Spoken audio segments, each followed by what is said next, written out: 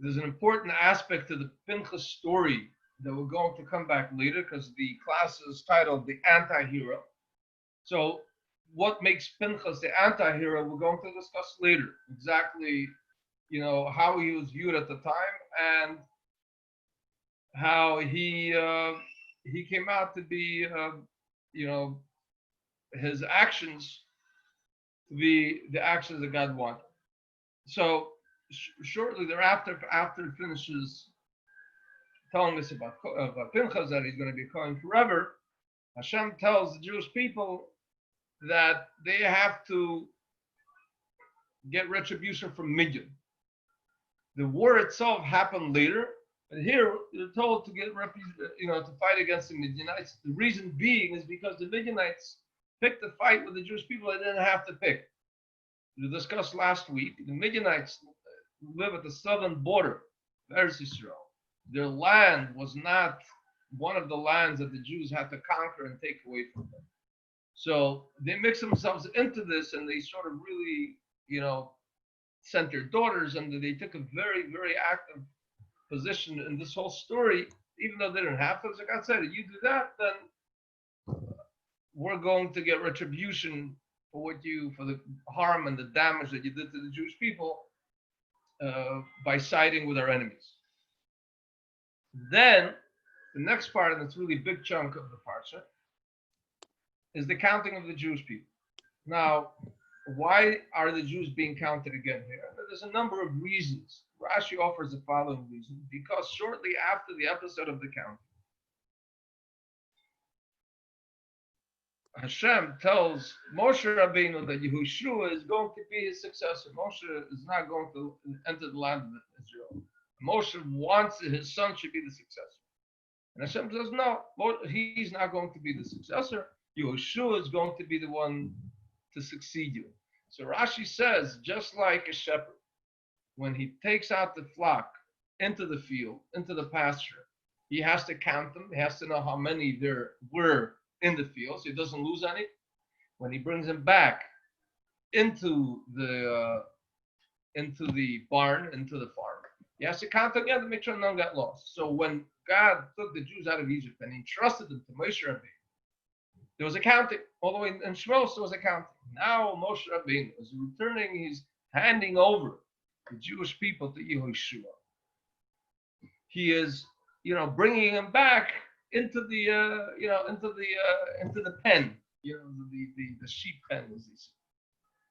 Another reason, a little bit more of a deeper level, deeper explanation, is because as I started off this class, I mentioned that Pinchas turned to Moshe Rabbeinu as Zimri was taking this Midianite woman into his tent, as people were dying all around. And he said, Moshe Rabbeinu, do something.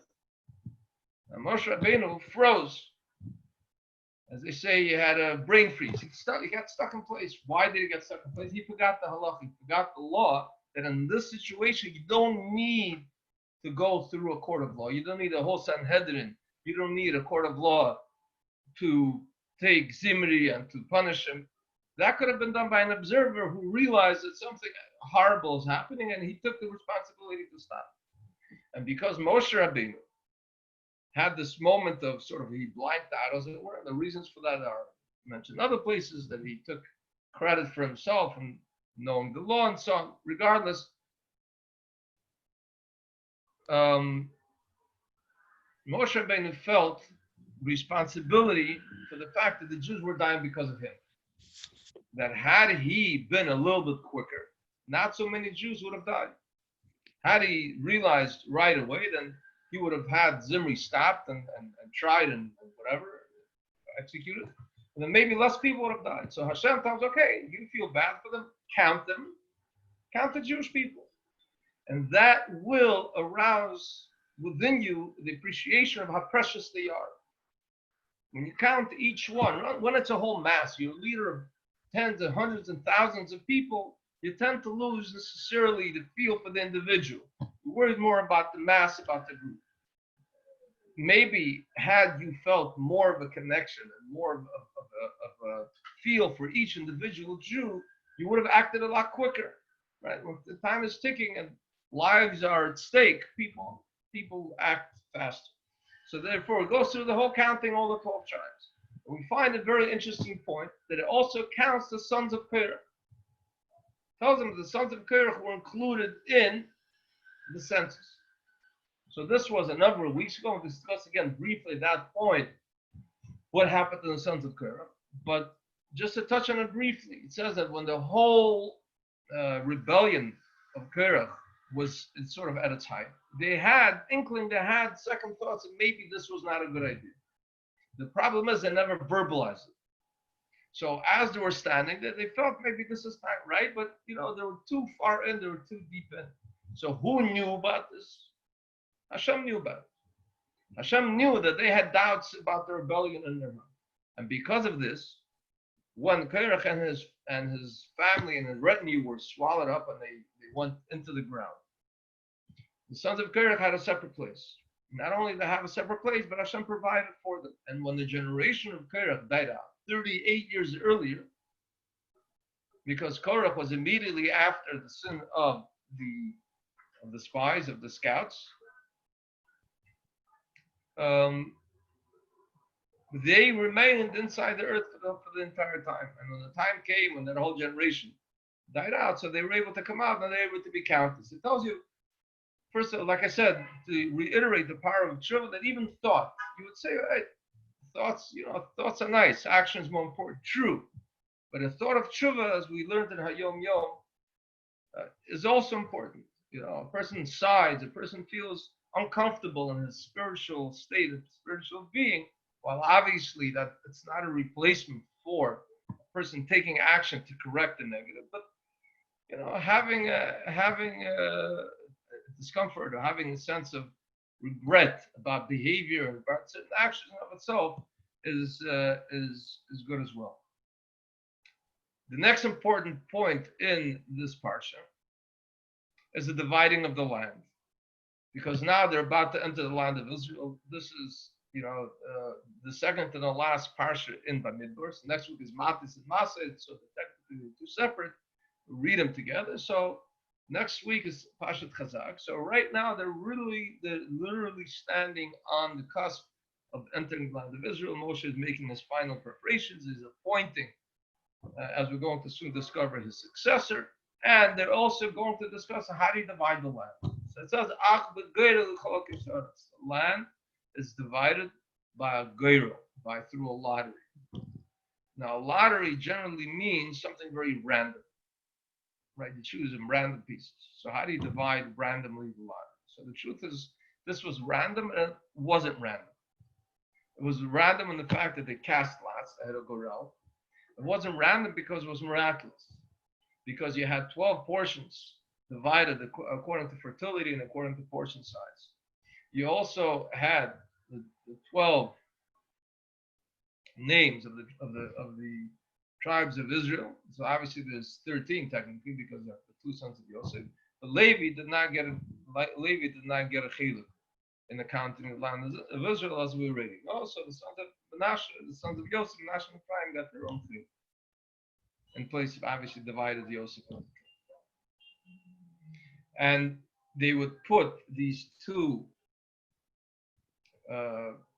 cards, or these two pieces of paper, as it were, inside a container, and they would pull them out, and they would coincide. And the fact is, as they did it, the Rashi says the actual piece of parchment on which the name was written would pronounce, this portion belonged to this individual family, to this individual tribe.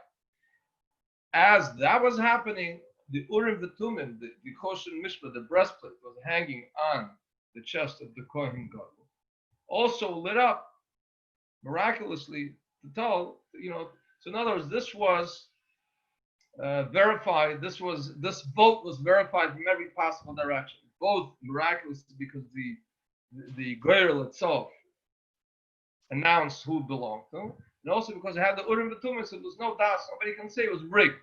Of course, this family, you liked them, you gave them more. There was none of that. It was entirely, in the Shemaim, was entirely through divine inspiration, how each individual tribe received its individual portion in the land.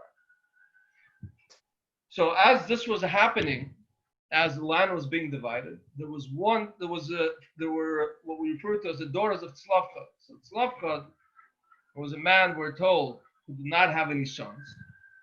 Not only did he not have sons, but he also died through sin. So his daughters had 4 daughters, and they came to Moshe Rabbeinu and said, Moshe Rabbeinu, 2 things. Number one, our father did not die through the sin of not loving Israel. So those that rebelled against, for example, the spies who came back with an evil report, they lost their portion, the physical portion in the land of Israel. Who received it? Yehoshua and Caleb. Yehoshua and Caleb received the portion of the children of those 10 leaders of the tribes. So the daughters of Tzlafchad came and they said, our father was not one of those people. He did not. Now, what crime did he commit, as it were? What sin did he commit? So there's a number of opinions. One opinion is that, again, last week, 2 weeks ago, there was the episode of the man that would gather in wood on Shabbos. Rashi points out that he did that in order to emphasize the severity of desecrating the Shabbos. So he kind of, like the person wants to prove that there's actual electricity in the wire, so he sticks his finger in it. So you can say there's better ways of doing it, but he did it in order to demonstrate that, yes, this is very severe. Number one. Number two, there's another opinion that following the decree of the 40 years, after the scouts came back, and God said, you're going to stay in the desert for 40 years. The Jews had a reverse, they had a reverse reaction. Someone said, oh, wait, okay, fine. We're going to conquer Israel anyway. We're sorry. It was our mistake. God said, no, don't do it. The decree is made. You're going to stay in the desert. Say, no, we're going to go. We're going to show that we are, we love Israel. We believe that we can conquer it. And they went, and it was a horrible, horrible loss. They suffered great losses. One, we're not told how many. We're told practically all those that participated in that campaign died, and the opinion there was one of them. So they come to Moshe and he says that we love the land of Israel, we want to have a portion of the land of Israel. Our father didn't have sons. So technically, first of all, he had his own portion. Right? 2, if he had a son, there won't be a problem. So that son would get whatever our father had, and we won't get nothing. All right, we would marry whoever we would marry, and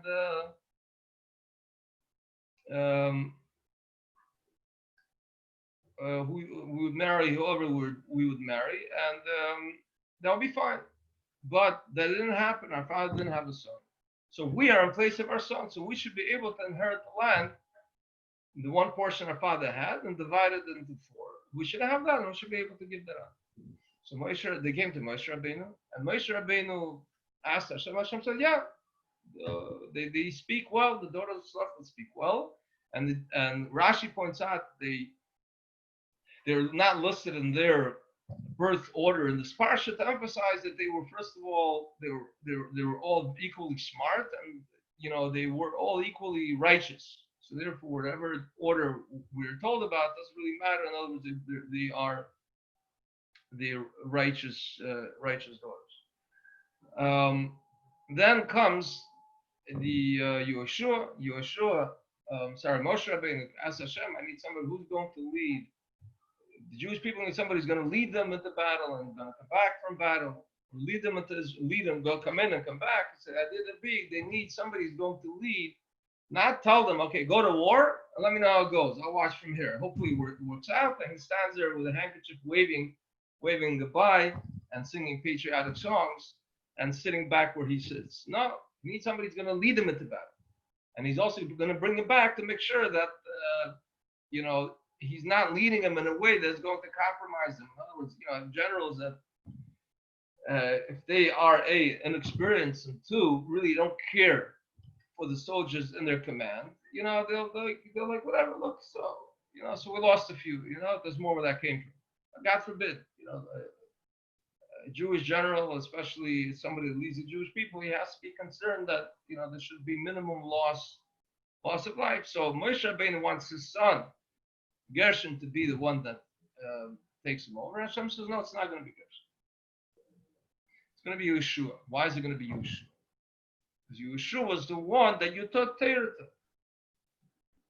In other places, in other traditions, you have this duality. You have the prophet, or you have the sage that's teaching, that's inspiring. And then you have the person who deals with the practical questions, deals with war, so on and so forth.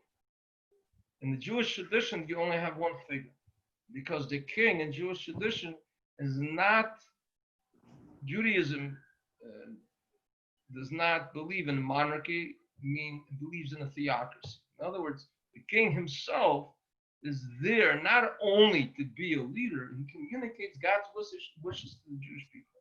And he has to be an example of what a righteous person's supposed to be doing.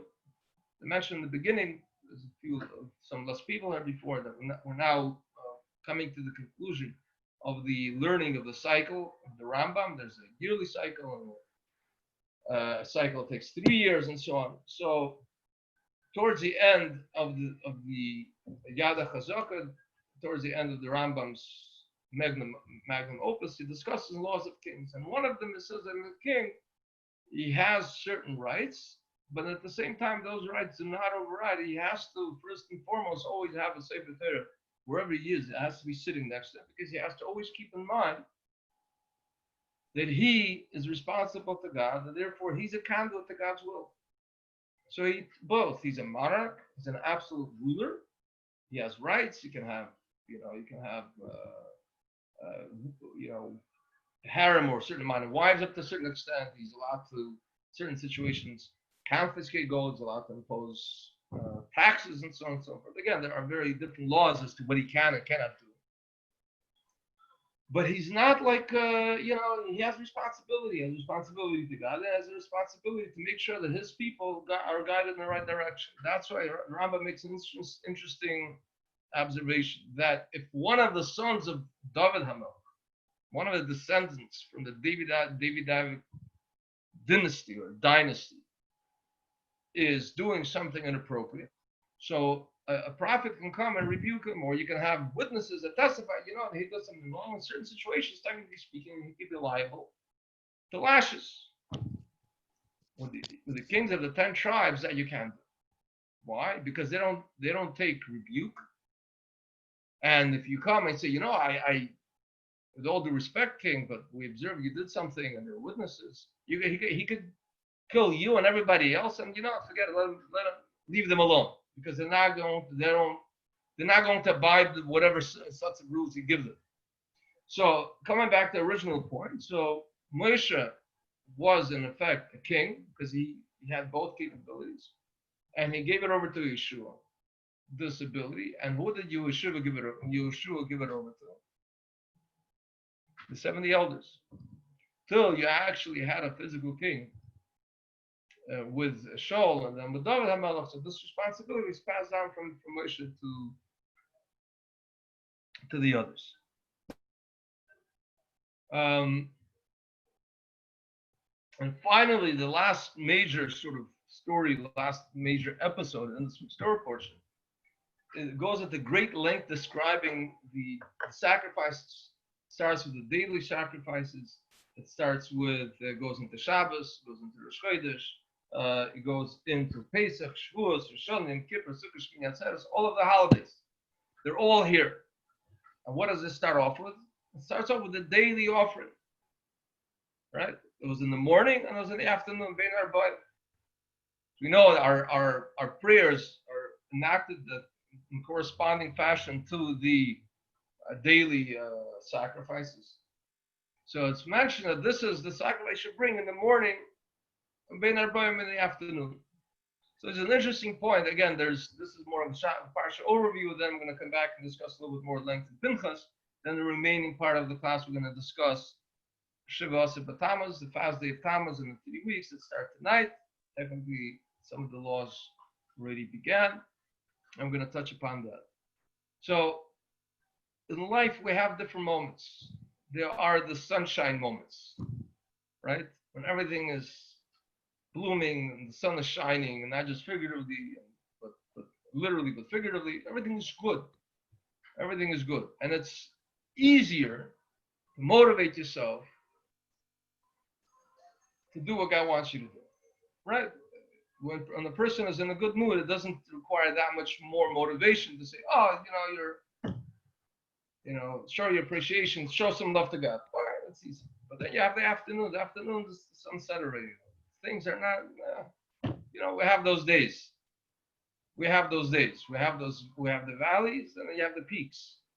So the Torah tells us that there has to be korban tamid. A Jew needs to be consistent, right? I saw when the kids were watching a video, somebody had a T-shirt, so it says something about I'm annoying, and then when I said, but I'm consistent. Consistency is important. Consistency does not depend. Our relationship to God should not depend on our own peaks and valleys. It's what we do every single day. We do that what needs to be done, right? So obviously it's important that we do it with inspiration, we do it with excitement, but it's more important that it gets done, because that is the little that we're supposed to bring to God, right? So the tamid sacrifice is not this huge all-out. There's a little sheep, with some flour, a bit of oil. It's doable. You say, wait a minute, so how about I skip the one day tomorrow? I'm going to bring the nuts. A sheep, listen, a sheep is like, only something big. You know what?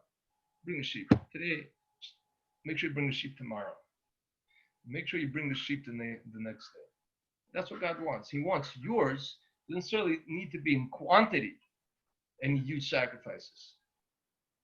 Do what he's asking you to do. It has to be obviously according to your ability, but it has to be consistent. And that's really, I think, the takeaway. Sort of a brief takeaway, but I think a very important takeaway from the sacrifices. Obviously, we're not going to go through the specific minutiae of the holiday sacrifices and so on, because again, that's going to be outside of the scope of our class. Now, let me go back a little bit to Pinchas, which is a very controversial figure. Hard to sort of be able to reconcile exactly how it works, but let me just offer the following idea. Maybe we can discuss it a little bit after sort of the official time of the class is over. In mentioning the yichus and mentioning the family, the ancestry of Pinchas, we're told Ben Elazar ben Aaron Hakohen. Bikina, they removed my anger from the Jewish people. So Rashi asks, why is it necessary? You say, Pinchas ben Elazar. We know who Elazar is. There was unlikely there was more than one Elazar in the whole. Elazar ben Aaron, right? Or you could say Pinchas. You probably would have figured out because I think it's mentioned already. So Rashi says, no, not simple. It's not simple. It needed to be said. Why? Because the Shvatim, the tribes, gather, and the tribes meaning there's sort of like this is before you had social media. You have what we call in Yiddish shushkening. People, they would speak about it. They would speak about, Pinchas. Pinchas. Yeah, what do you expect? What do you expect? Do you know who his grandfather was? What do you mean, Art? Nah. The other grandfather. The other grandfather. Who's the other grandfather? Yisrael. No. What's wrong with Yisrael? Yisrael was a right person. Right. He's an idol worshiper. No. All right. So he was an idol worshiper. He did shuvah. Nah. He was a high priest. You know, a high priest do? They take a calf, right, and they feed it, right? I don't know if they make cute little Facebook videos about, oh, look, cute sheep, and they feed it a bottle of milk or something. They feed it. They're nice to it. And then when it's nice and fat, they cut its throat. What kind of cruel human being do you have to be? So you take a sheep. So what do you have to lead it on? What do you have to? You take many farms, thousands of farms, and I'm sure the farmers then go around whispering sweet little nothings into the cows' ears. You know, it's a cow. You feed it, and you move on. No. But this was what Yisro did. He would fatten them nicely, and then he would slaughter them. So what do you expect from his grandson? His grandson inherited the trait from his grandfather, cruelty. Here you have people engaged in an act of love. Okay, so you don't like it. You have to go kill them. You have to go kill them. You're a fanatic. Right? So what did Hashem do? He said, no. The other grandfather. The other grandfather was Aaron. Aaron's Abe Shalom V'Reiv Shalom. Aaron's the epitome of love. His whole being, to the extent that his children received the incredible blessing and power in order to bless, first of all, to imbue or to bring God's love into the Jewish people. And with love comes everything else. And also that the Jews themselves should have love within them. Aaron and his descendants, including Pinchas. So Pinchas, his act is a little bit hard to pin down, because when you have a judicial proceeding, there's no emotion. You bring a person in, he has witnesses, the judges decide, yeah, he's guilty, you punish him, he is innocent, you set him free, that's it.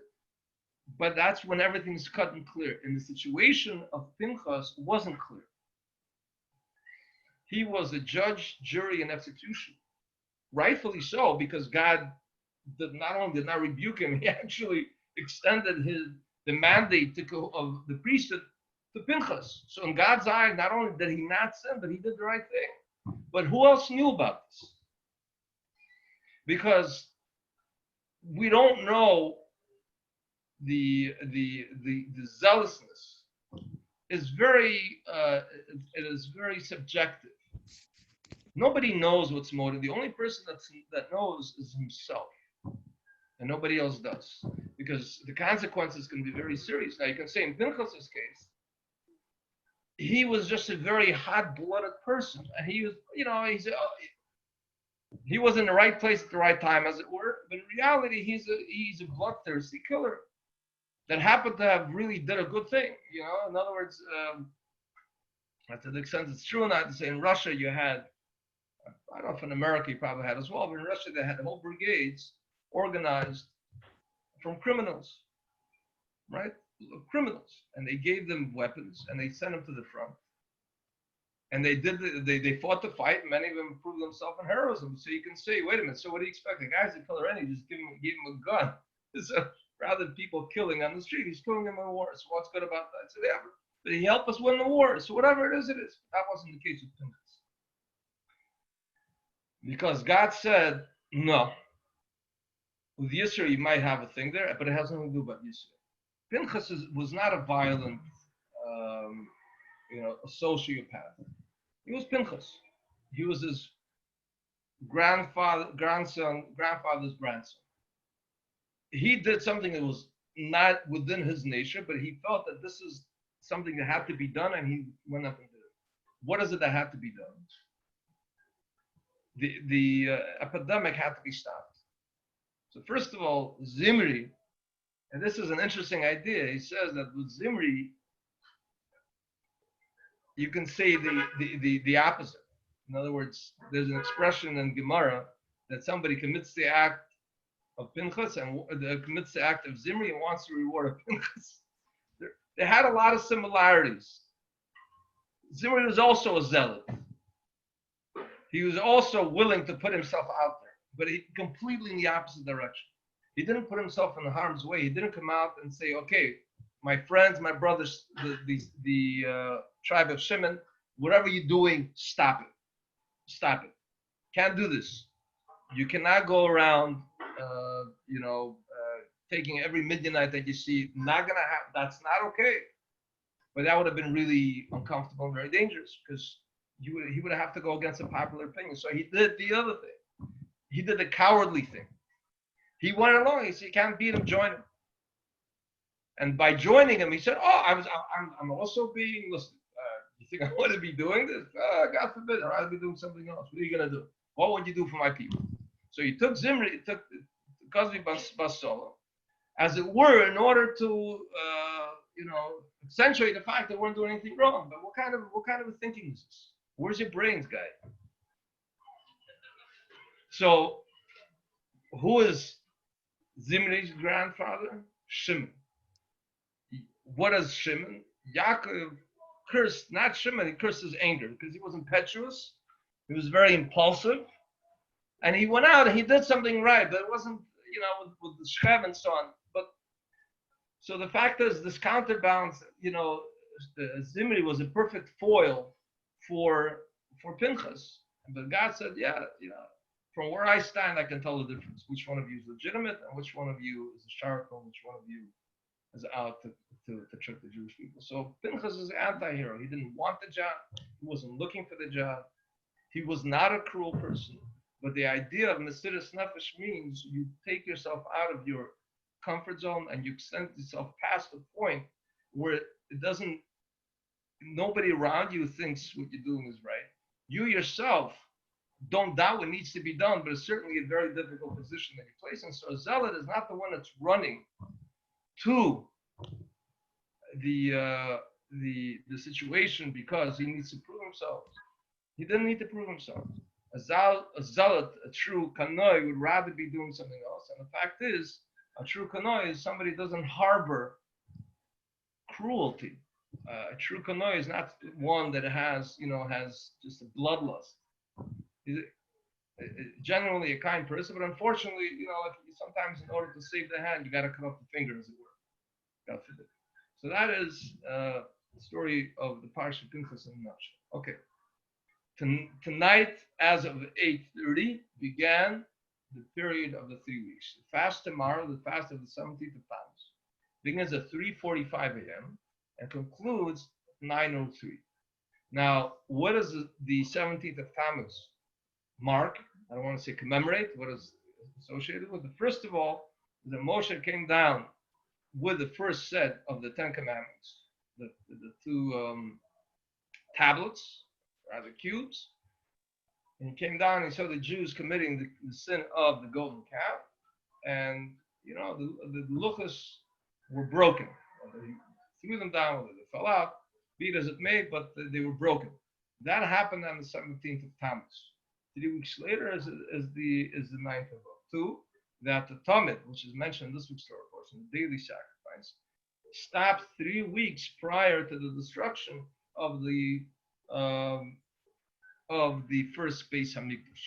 There's the Gemara that goes into detail how the Kohanim would lower coins, and then the Babylonians would bring up sheep, and then at some point they lowered a basket of golden coins, and the Babylonians put a little piglet, and the piglet, as it was going up, struck its little piggy feet against the walls of the Beis Hamikdash and caused a crack and so on. Anyway, so that's reason number 2. Reason number 3 is that the breaching of the walls by the Romans 3 weeks prior to the destruction of the Second Temple. Number 4, that Apostomus, who was a Greek general, burned a Sefer Torah, which is considered to be a very great tragedy. And number 5, there was I believe a statue of Zeus, if I'm not mistaken. I don't know if truly it matters whose statue it was placed inside the Azor, inside the courtyard of the temple, and that was also considered to be a precursor to a lot of very bad things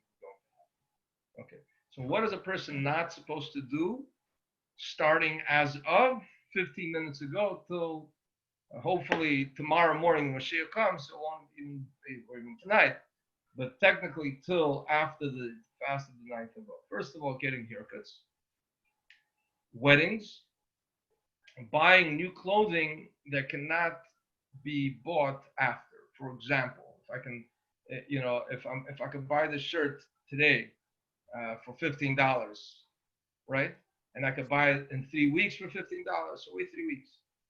If it's on sale now for $5, and it's never going to be $5. Okay, so if it's a big mitzvah, so you can buy it now, but you shouldn't be buying or wearing brand new clothing. traveling for leisure, going on pleasure trips. It doesn't mean going inside, into the fresh air or what have you, just driving your car for whatever, but specifically, going on a vacation. The alternative to that would be if a person prepares for it prior to. Uh, the story, the example often given is the Rebbe once advised somebody that you have to travel during this time, so you open your suitcase and you put something inside prior to the start of the 3 weeks. So that way, technically, you prepared for and you started your trip before the 3 weeks. It's also important to increase in Torah study, specifically laws connected with the study of Hilchos Beis HaBechira, the laws of the construction of the temple, because during this time we mourn for the destruction of the temple. So therefore, learning the laws, first of all, it's counted. Learning itself is counted as if a person does something, but it also speeds up the actual process of the building of the Beis Hamikdash. And obviously, increasing in other aspects of Torah is fine as well. It doesn't have to be limited to this, but especially that. Rabbi encouraged people to study the prophecies of Yecheskel.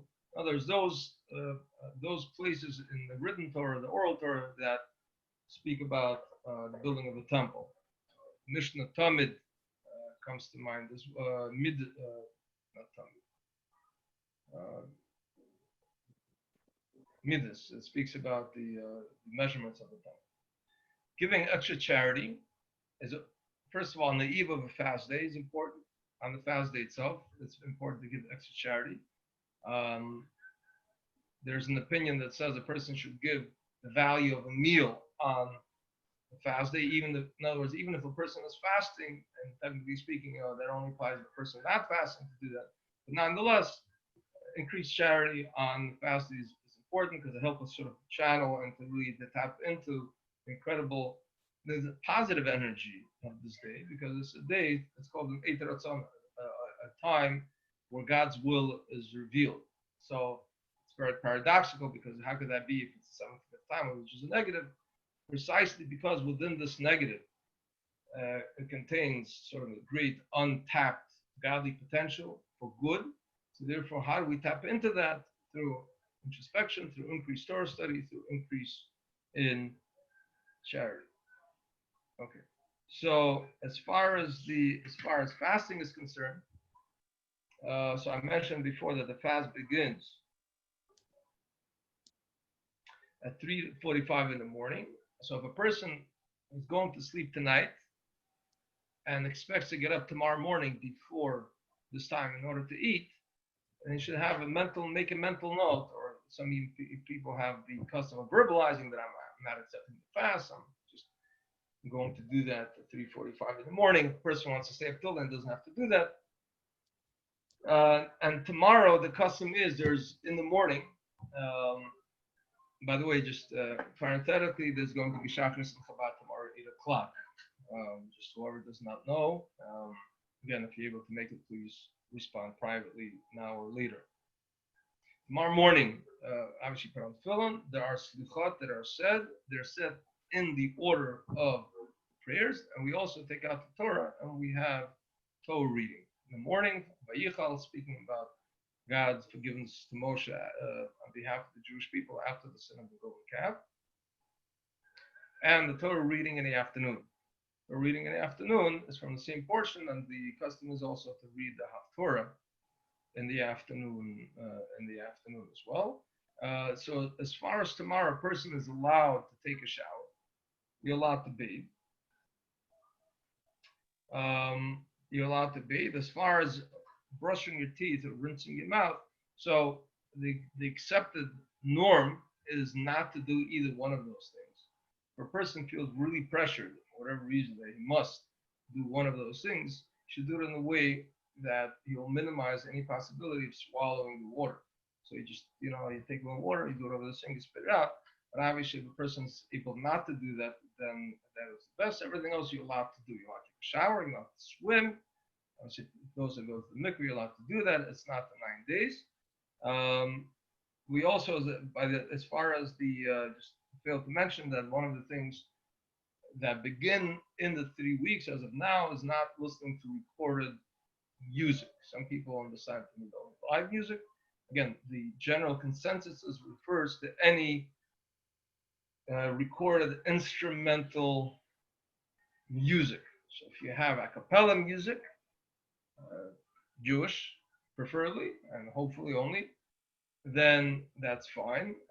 And use any other kind of instrumental music, even if it is Jewish, is not allowed during the 3 weeks.